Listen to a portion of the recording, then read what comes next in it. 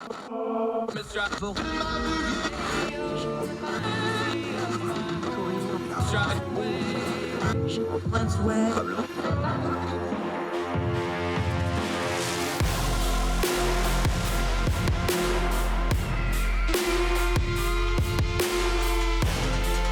your host, Andrew Donaldson.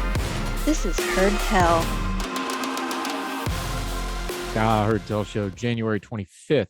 It's a Tuesday, Taco Tuesday, depending on your culinary preferences. I'm Andrew Donaldson. Thank you so much for joining us here on Heard Tell, wherever you and yours are across the street or around the world. Glad you're with us. Really appreciate it.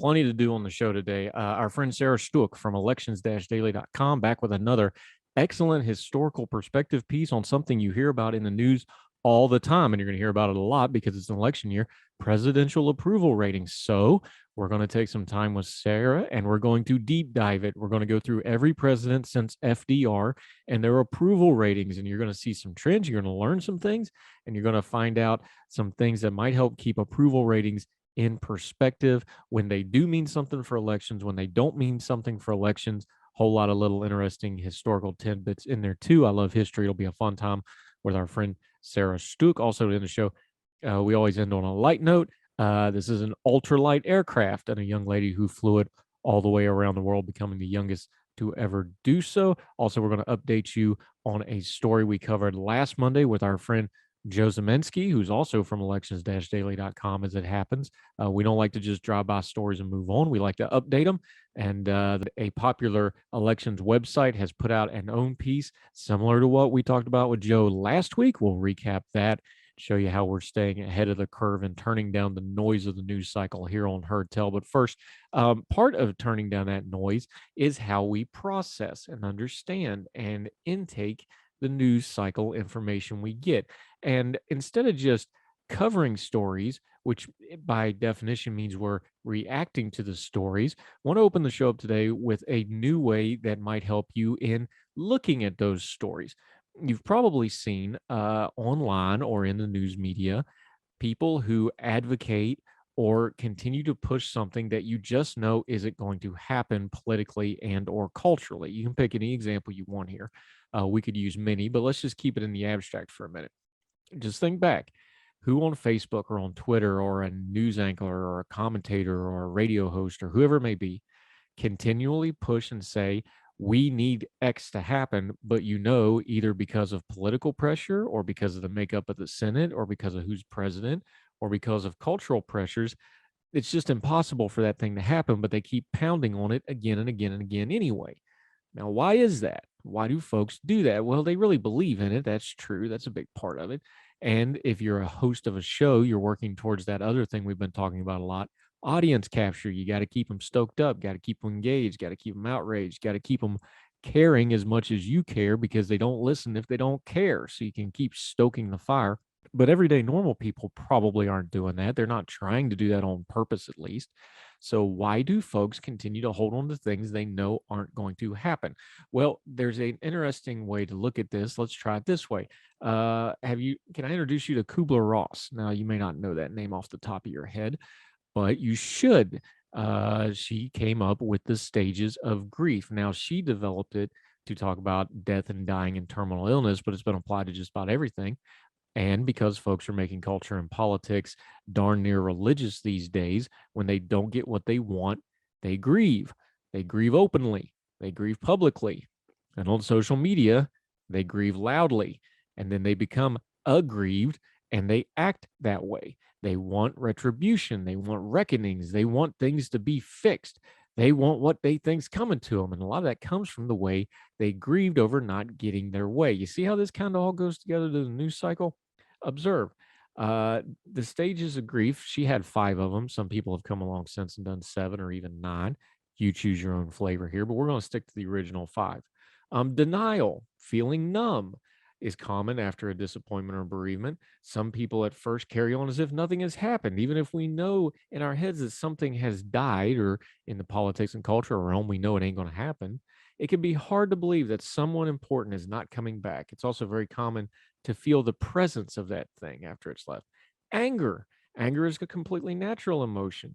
Anger is very natural when someone dies. Death can be seen cruel and unfair, and especially when you feel someone has died before their time or you had plans for a future together. That doesn't just apply to someone, it could apply to a policy or a politician or whatever you attach to. It's common to feel angry towards that thing or person that has gone away. And ourselves, we start having guilt because we did or didn't do something with it before it went away, or we didn't get to experience it. Another stage is bargaining. Tell me you don't see this one on social media and in the commentariat. When we are in pain, it's sometimes hard to accept that there's nothing we can do about it. So we start to bargain. We want to believe that if we act a particular way, we will feel better.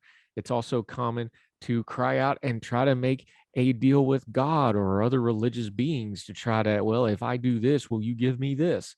We find ourselves going over and over things that happened in the past and asking a lot of what if questions, wishing we could go back and change things. Did we not just watch this all year with some major pieces of legislation like, well, if we do this and we do that and we do this, and if we can make this person stand on their head for 10 minutes in the corner and realize the error of their ways and that and that. By the way, folks, any plan that has more than one what if to make it work isn't a plan, it's a hope. But anyway, back bargaining. Depression is another of the 5 stages of grief. Tell me you don't see this one online constantly. Sadness and longing at what we think of most often when we think about grief. This pain can be very intense and come in waves after many months or even years. Life can feel like it no longer holds meaning, which can be very scary.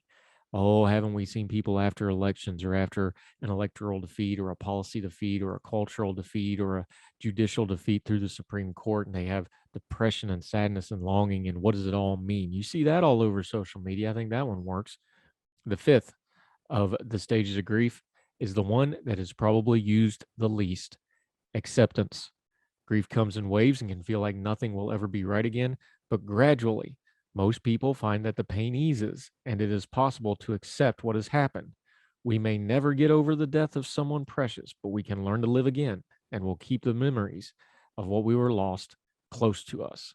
Now, Kubler-Ross points out, and as does this article, we're using this at cruise.org.uk. You can find it all over the place, though. The 5 stages of grief and Kubler-Ross in general. She made a point to make sure you understand that these are nonlinear. In fact, reading from the piece, people can experience these aspects of grief at different times as they do not happen in one particular order. You might not experience all of them, and you might find some feelings are quite different with different bereavements. You may find that you experience multiple ones of them at the same time or in sequence. There's no good way to grieve, but these stages of grief might come in handy if we look at this and try to keep a wider perspective on culture and politics. We just went through a year where a lot of people are legislatively frustrated. Do these stages of grief explain how they are conducting themselves online and in their commentary maybe better than their ideology or their politics does? I think it might. It might also give you a better way of communicating and trying to engage those folks. Because once they go to a stage of grief where they're having denial or anger or bargaining or depression, you're not going to be able to reason a policy point out of that position with them. You're just not going to be able to do it. But maybe if we find better ways to communicate with them, we can all find a better way to get to the acceptance stage, the least used stage. But the acceptance stage is where we can start making things like those really bad, dirty words like compromises, like bipartisanship, like give a little to get a little. But you can't do that kind of good faith bargaining without getting to the acceptance stage of what's going on, accepting the electoral reality of things, accepting what you can and cannot get done today, accepting that maybe you take a little bit of good that may not be the revolutionary good you want, but it's still a step forward instead of sitting on your high horse and getting nothing good at all and passing the buck to another day while you sit in your self-righteous grievement thinking that you've accomplished something.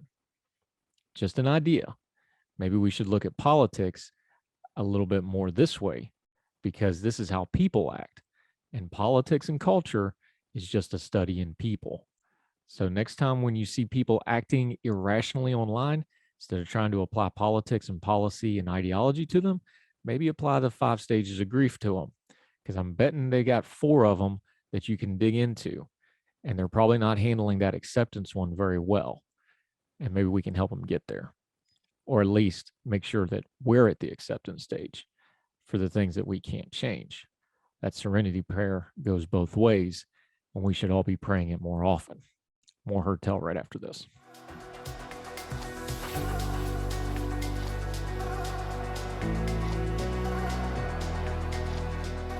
Welcome back to Heard Tell. We always like to update stories that we've done. We don't ever want to just do drive-by stuff and leave it hanging. Last Monday, we had on Joe Zemansky, our friend from Elections Daily, who joins us periodically, talking redistricting and gerrymandering. You have to talk both because one person's redistricting is another person's gerrymandering, and so forth and so on. It just depends on your viewpoint. Well, update 538, the well-known election website, being a week behind us, came to basically the same conclusions about these election committees that Joe Zemansky said. And at the end of the piece, they conclude this way: since gerrymandering became a household phrase over the past decade, reformers have touted redistricting commissions as the solution, reading from 538. As a result, new redistricting commissions of some kind were implemented in 9 states ahead of last year, but the outcomes of the 2021-22 redistricting process in commission states are a good reminder that commissions are no panacea. It matters how they are assembled and how much power they are given. Something to keep in mind the next time a redistricting commission is proposed in your state. They have some maps and graphics here, and it falls along a lot of the same lines and a lot of the same things that Joe said. States that struggled, Connecticut, Ohio, and Virginia, were all places that were up on the struggle bus despite having commissions. Once again, Heard Tell Show, we try to turn down the noise and give you good information. 538 is a lot bigger website than we are, but we were already on this story because we have good people like our friends at elections-daily.com. Follow them. Cunningham and Joe Zemansky and a whole bunch of other folks. They just went and did it, folks. We like supporting them, folks. They just said, hey, we can do election coverage better than it's being done. Went out and started doing it. It's the kind of media we like to support. You can go back and find that episode. Also, remember, on both the podcast version and the YouTube page, the Good Talks breakouts, those are just the interview portions. You can watch Joe Zemansky's full segment there or listen wherever you get your podcasts. More Heard Tell right after this.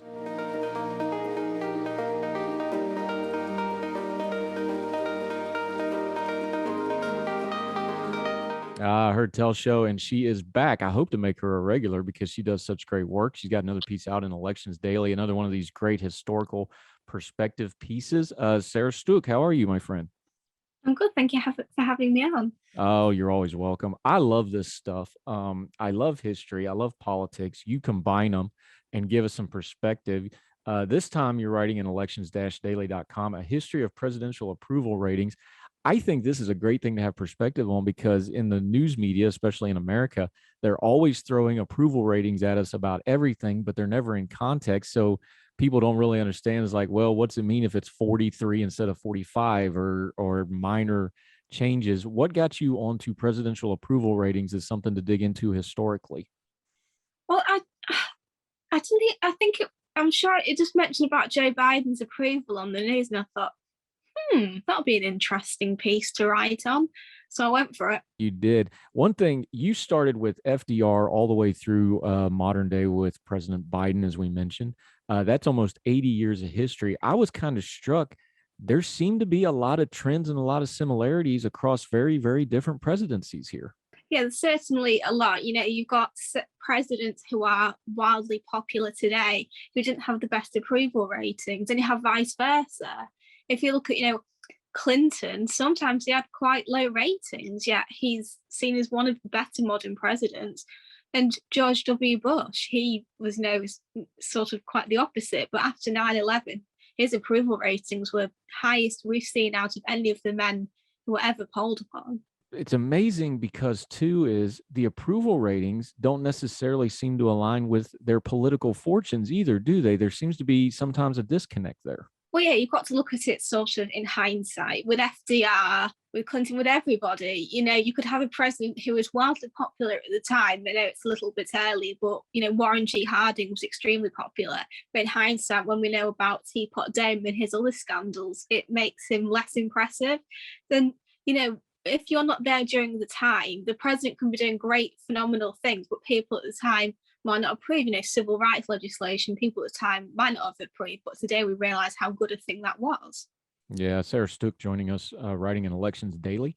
Let's just start with FDR because we had to sit through what I think is nonsense. They tried to compare Biden's agenda to FDR, but one of the reasons I thought that was nonsense and just a bunch of noise was not only his approval rating, he had like 2/3 majorities in Congress.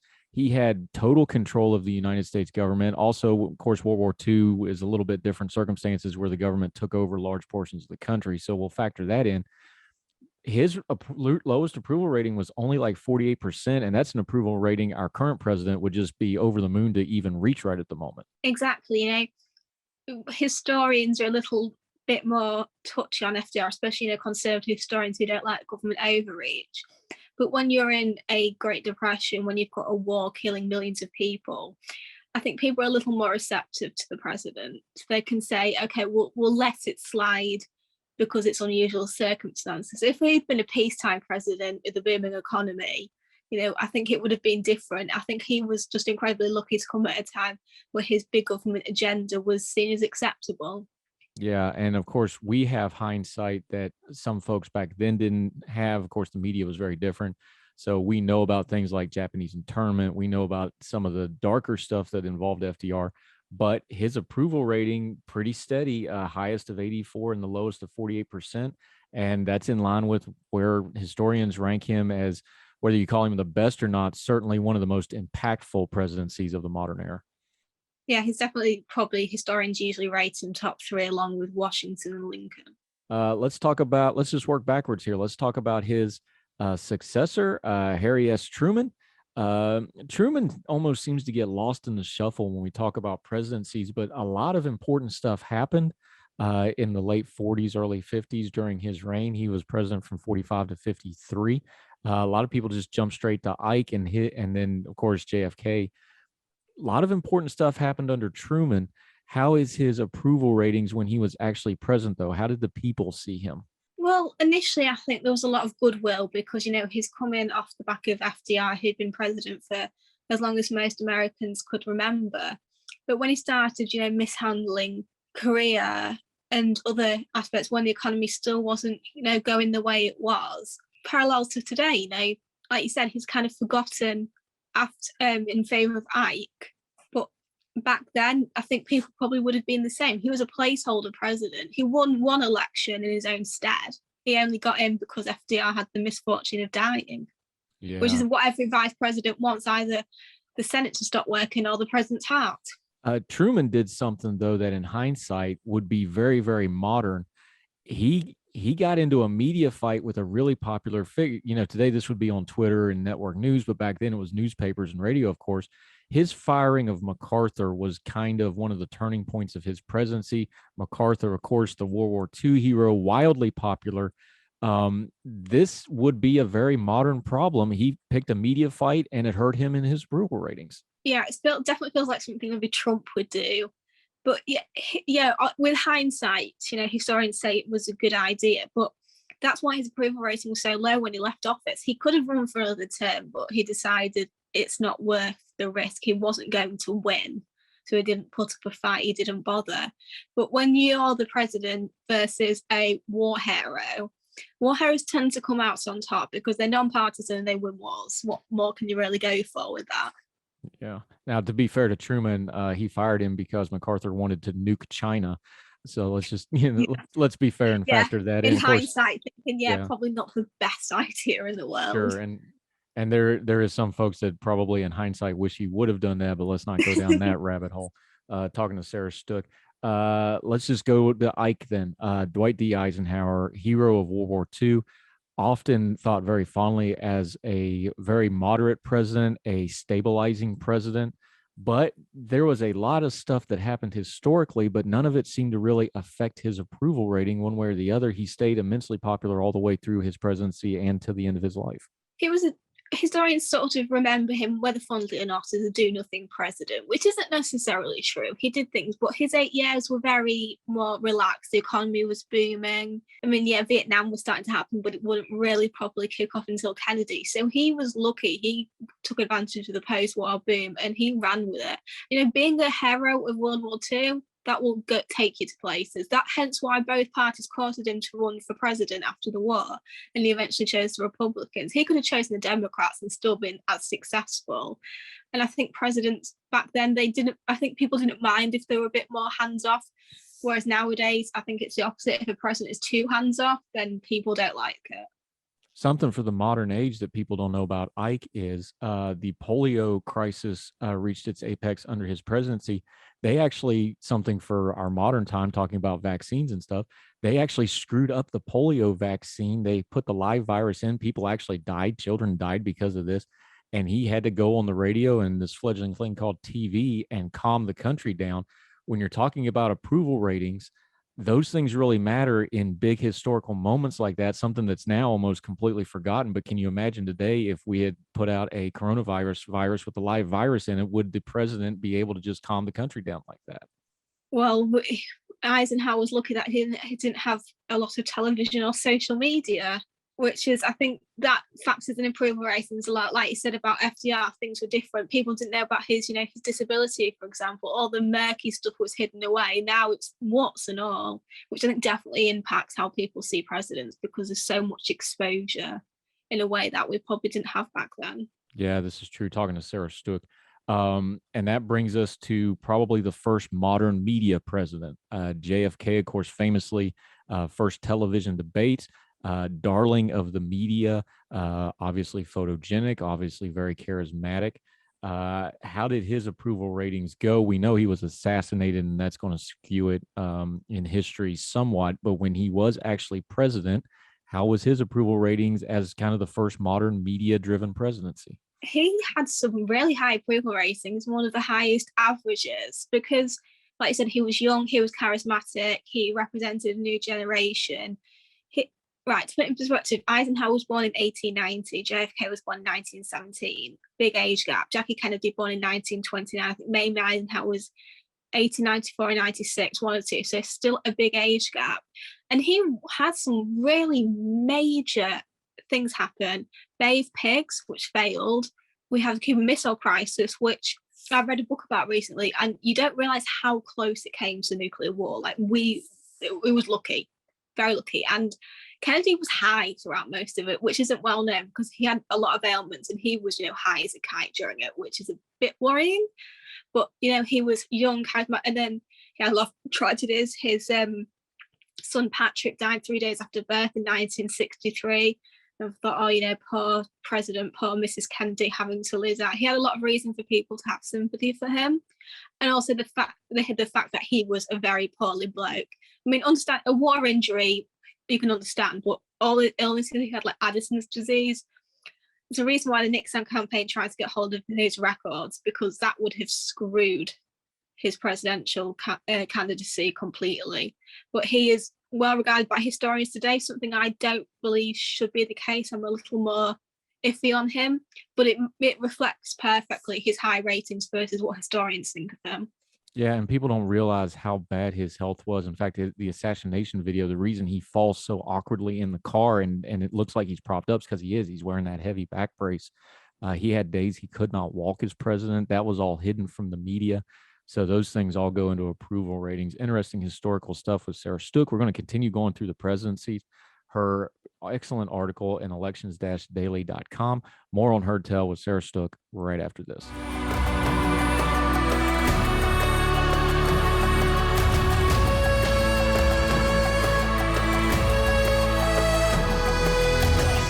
And we're back at Heard Tell. We're continuing with Sarah Stook, talking about presidential approval ratings and historical content.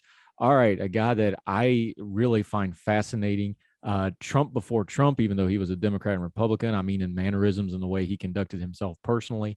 Lyndon Baines Johnson, fiery figure, charismatic figure, big personality, and big swings in his approval ratings during his presidency, weren't there? huge swings. You know, he came off the back of JFK, which everybody felt sympathy for, because LBJ always said that he wanted to be president, but not in the circumstances he came to be, unless you believe he was involved in the assassination, which quite a few people, including Bobby Kennedy, did. He started off very popular. He used the goodwill of JFK's assassination to push the Civil Rights Act, which I believe, had that not happened, would have pushed it back. It would have still happened, but it would have been a couple of years at the very least. Ending his presidency is one of the most unpopular in the memory of all Americans. He could have run for another term, and he initially planned to, but I never expected him to until he decided and announced that he wasn't going to run. And people did not expect that, even though he was extremely popular. It was just thought an incumbent could run. It was fine. So we went from a hero in the domestic front, you know, expanding welfare, state Medicare, Medicaid, civil rights, to his foreign policy, which was an absolute shambles, because we all regard Vietnam today as a huge failure. And he played a big part in pushing it forward, which I think also probably hastened the end of his life. He did die only a few years after he left the presidency, at quite a youngish age. And I think if it hadn't been for all that, and if he'd been a bit healthier, he would have lived longer. And I think those approvals, they weighed on his mind, which you wouldn't expect from such a boisterous figure. But I think deep down, he really hated the fact that he was disliked.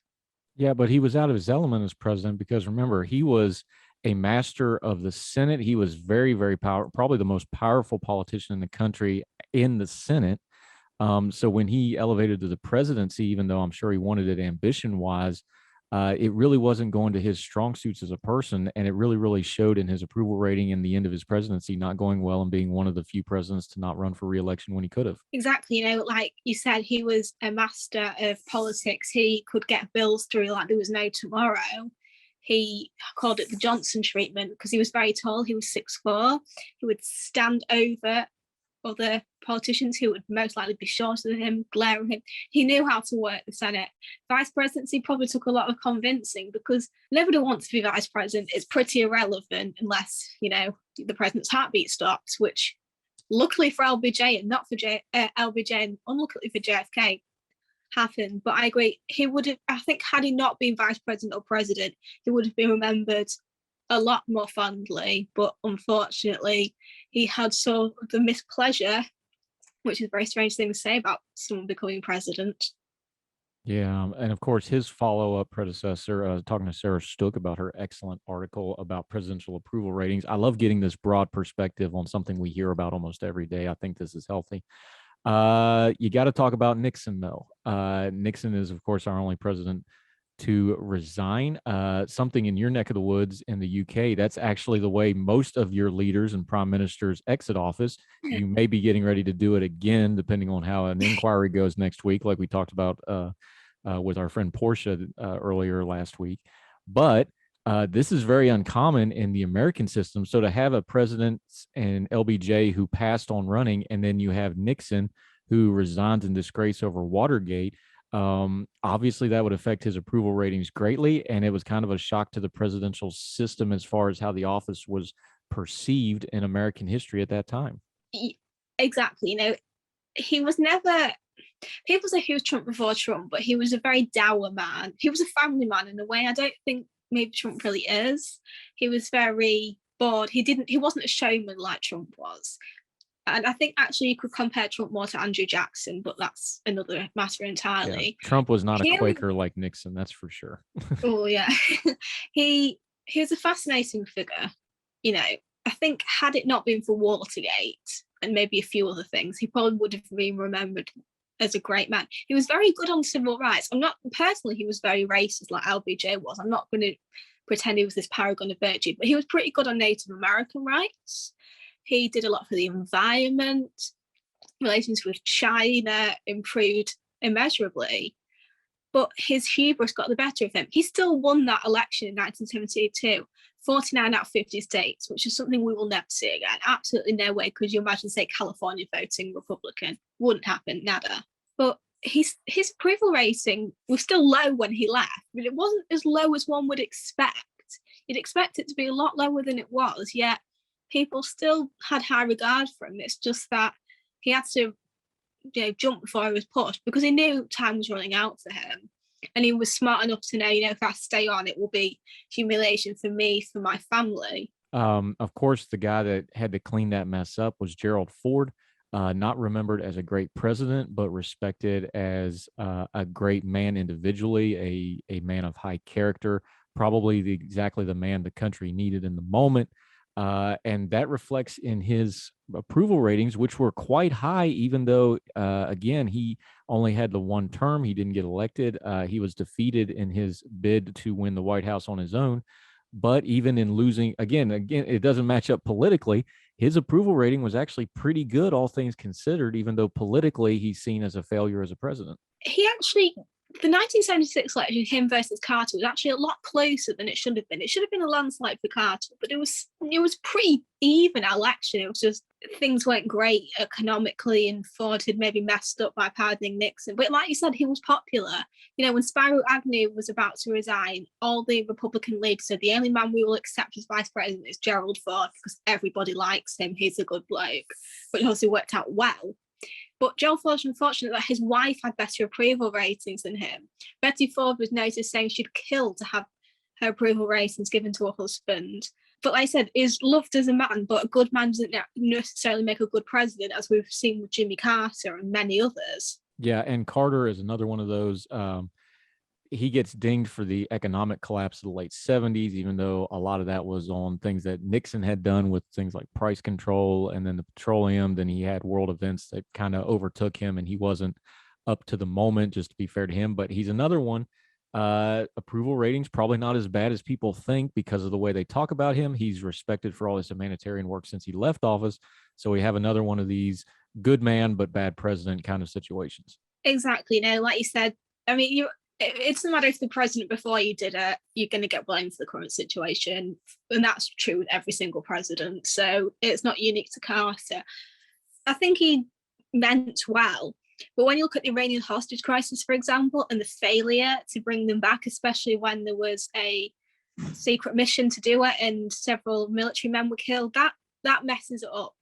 People don't like seeing Americans in distress and military men killed, as we will maybe talk about a little bit with Biden in Afghanistan. And foreign policy is where a president can sink or swim.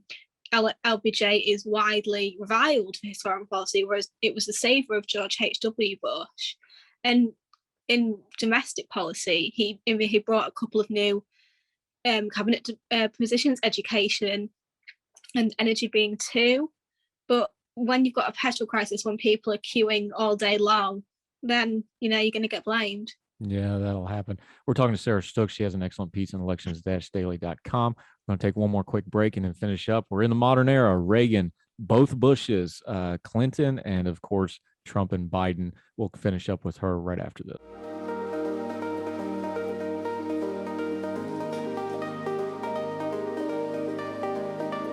Welcome back to Heard Tell. Going a little long because this presidential approval, a historical perspective, I think it's important because we hear about it all the time. What is it actually going to mean 5 years, 10 years from now? This is kind of the big one when you talk about popular presidents. Ronald Reagan, beloved, adored, borderline worshipped on the right. Folks on the left don't see him quite that well, but obviously one of the more popular presidents, won handily both elections, both basically landslides. And his approval ratings look exactly like you would think for a historic figure like Ronald Reagan, don't they? They're not as high as one would expect, but you've also got to factor in he's a popular president and he is rated quite highly by historians. But there are still people who don't like him, which is true for any president. But you get a lot of very nasty comments online about him in the way that maybe Margaret Thatcher would get the same kind of things in the UK. Yeah, he was pretty much Teflon Ron, though. He was extremely charismatic, helped by his actor training. He was likable. He was absolutely devoted to his wife. But even Iran-Contra, it's known that he probably maybe knew about it. He didn't approve of it, kind of in Nixon Watergate, but it was passed off to other people because Reagan was a hands-off kind of guy. There is a good chance he maybe didn't know about it. It was Oliver North and all the other people that could be blamed. But yeah, he won 49 out of 50 states, and he actually very only lost Minnesota by 3,000 votes. So he could have got the 50-50 without DC, which, again, would not happen today, but very impressive. And approval ratings can lie, but at the time that it happened, he was clearly popular. Was it down to Mondale being a sort of bad candidate? Not necessarily. I don't think he was a bad candidate at all. But Reagan was just very good. He was Teflon Ron, which I think definitely worked in his favour. I still think there are Democrats today that like him, Reagan Democrats. Obviously, they want really left-wing people like Bernie Sanders and Elizabeth Warren won't, but I still think there's that respect for him, because how can you get 49 out of 50 states without a few Democrats liking you? Yeah. A figure I find fascinating, talking to Sarah Stook, George H.W. Bush, a one-term president, which is somewhat unusual at the time. Trump has managed to do that now. But it was kind of surprising when Clinton kind of came out of nowhere and beat him. But he had a war. You talk over and over again in this piece that having a war that's successful is really good for your presidential approval rating. He had one of those. But here you go again, had pretty high approval ratings at one point, at the time, record approval ratings at one time, but only became a one-term president. And his presidency is kind of seen shaky, if not as incomplete, I would say. George H.W. Bush and his approval ratings, how's it look historically? Yeah, you look at the Gulf War, and if there can be such thing as a good war, that was what it was. It was a very clear case of one sovereign nation attacking another sovereign nation, of countries. I mean, Saudi Arabia and Israel working close together. Happened quickly, got the job done. Bish bash bosh, Kuwait, Georgia national hero in Kuwait. So that's a good war. That's popular. That's good. Then he contracted with his domestic policy. Read my lips, no new taxes, which made him very popular on the right, which is something you don't really want when that is your base. And the economy, he was a well-off guy. He was probably a nice guy. He just wasn't really in touch with the common people. I've seen it when he was looking at his watch in the famous debate with Ross Perot and Bill Clinton, and he couldn't explain how the national deficit had affected him. He was another one where he's sort of ridden on Reagan's coattails a bit, even though the two weren't close at all. And, Bill Clinton, yeah, he came out of nowhere, but I think a lot of Democrats would have beaten him in 1992, sadly or gladly, depending on your political position. Talking to Sarah Stook, I actually took my two younger children, and we actually went through the line at his state funeral in the rotunda. And I will tell you, the cross section of America, I went to that because I think, because he was a World War II veteran, war hero, I think he may be one of the last presidents that is universally respected. And we already talked about Clinton, so let's skip ahead a little bit to Barack Obama and Donald Trump, though, because I think you have to take them together because of what I just said. You had those universal, even if a president lost, Nixon recovered his reputation to a large degree. We tend to like our presidents. The era of Barack Obama and then Donald Trump with their approval ratings, you can really start to see the partisan divide and the new media, such as social media, take hold in how approval ratings work, don't you? I think Barack Obama and Donald Trump could cure cancer and people still not like them. They're both polarizing for, very different reasons. Obama is a strange one because in the UK, he's really well respected. People in the UK really like him. And around the world, he's really liked because, he was he's seen as a positive ambassador for America. He was very polite, had a loving family. He wasn't as divisive as Bush and Trump would later be. But, back home, he didn't always do well. He did work like Bin Laden getting finally assassinated was another great foreign policy hit for him. But when you've got Iraq and Afghanistan dragging the way that they were, and, Arab Spring, the draining of Libya, it's kind of it's a funny one. Benghazi, though I suppose that's usually laid more at Hillary Clinton's door. I think he's an odd one because I think people like him and historians usually rate him highly, which I think it's too early to really rate him properly. I think you need maybe another decade out of his office. But yeah, there's polarization there. But I find him a fascinating case of a mix of adoration and almost revulsion in the same way Trump is. Trump never hit the 50% mark for approval ratings. And I'm not really surprised. He's a divisive figure, even though personally I believe he did a lot of good things and a lot of bad things. But with his personality, like I said, he could have cured cancer and people still wouldn't like him. So I think that's when approval ratings start to get a bit tricky, because can you really judge it when people are just saying, oh, it's Trump, he can't do anything right? Sarah Stook joining us, talking presidential approval ratings. That gets us up to the modern era, because we may or may not be done with Donald Trump. We'll have to wait and see how that plays out. President Biden started out decently high. He was up, around the 60s when he first came into office. He's flirted with the 30s now. What is the proper way when we see day after day, every couple of months, we get these approval ratings? They're all usually in concert with the political moment. What's the proper historical context now that we went through all these presidents? When we see that graphic on the news, what's the proper perspective to keep that in, do you think, as we go through the Biden administration? Well, there's some things that are always going to be classed as horrific. The Afghanistan withdrawal, there's no good way of looking at it beyond American soldiers getting out of Afghanistan with all the chaos that's happened. I did write an article for another publication because it's a year today since he was inaugurated, so I wrote an article about the 1 year. But there are some things in perspective. In 10 years, we might praise Biden for how well he handled the COVID crisis. There are things that set in the moment, like Watergate, is good or is bad, whatever category you look at. But as time goes by, there are some things that change. Reputations change. George Bush, for example, George Bush Jr., very disliked as a president, even though his approval ratings after 9/11 were astronomical. But apart from a lot of people calling him a war criminal, people like him. He's well respected. And I think a president's post-presidency can kind of have an impact, especially if you're polling historians later on. I still think there's a subconscious bias about post-presidency. Some maybe not. Ronald Reagan was addled with Alzheimer's, so he couldn't have the wonderful post-presidency in his vision. But George Bush, Bill Clinton, Jimmy Carter, who've done amazing things afterwards, have redeemed themselves in the public eye. Sarah Stook, this is fantastic. I love getting historical perspective on something that we deal with every day, and we never stop to get the perspective. So thank you. This article is in elections-daily.com, our friends over there that we use frequently. Let people know what else you got going on. We know you write in the UK Mallard. Let them know your social media, where they can follow you and what you have going on, my friend. My social media is Sarah_Stook. I've just written an article about the 1 year anniversary of Joe Biden's inauguration, because that is today. I usually do a lot of historical threads. I'm going to do one about inaugurations later. You'll find me talking a lot about Jackie Kennedy because I love her.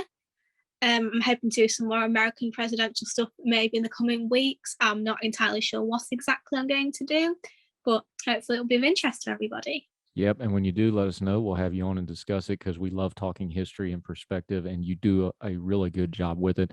Sarah Stook, great to have you back. Great insight. Thank you so much for the time today. Thank you very much. All right. Looking forward to doing it again soon, man.